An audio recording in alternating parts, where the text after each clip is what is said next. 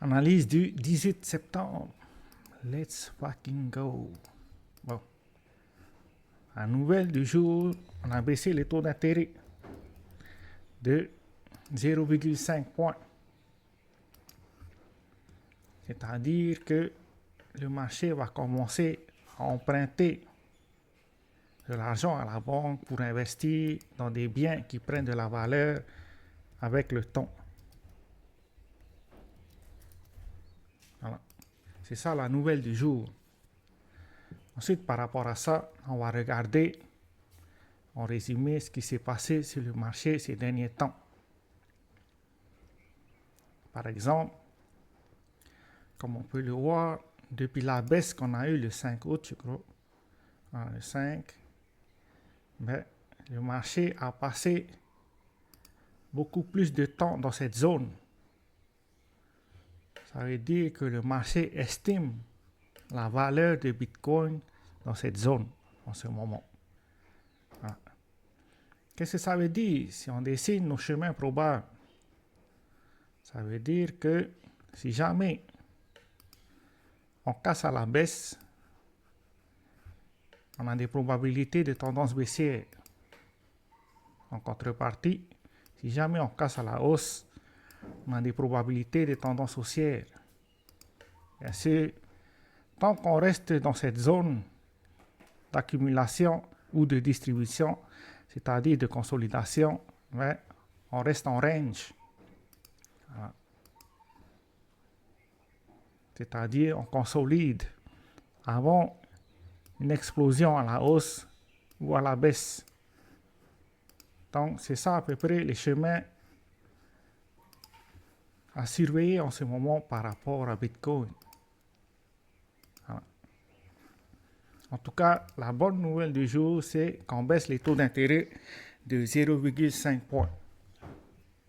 Maintenant, il y a toujours des probabilités de récession. Parce que Powell n'a pas voulu détailler ce cas-là pour l'instant. On va voir le 7 novembre de combien de points il va baisser les taux d'intérêt. Est-ce que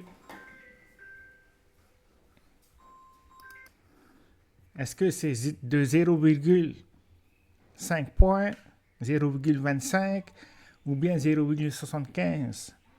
Car ça va nous donner des signes de si jamais le marché est en récession.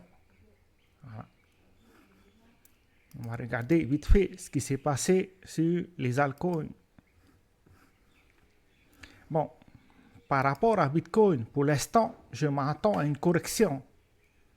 Voilà. Juste pour clarifier avant de passer sur les altcoins.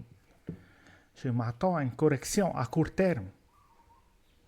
C'est-à-dire qu'il y a des probabilités qu'on vienne tester des niveaux plus bas. Par exemple, là, ici, il y a un order block qu'on n'a pas marqué à ce niveau-là.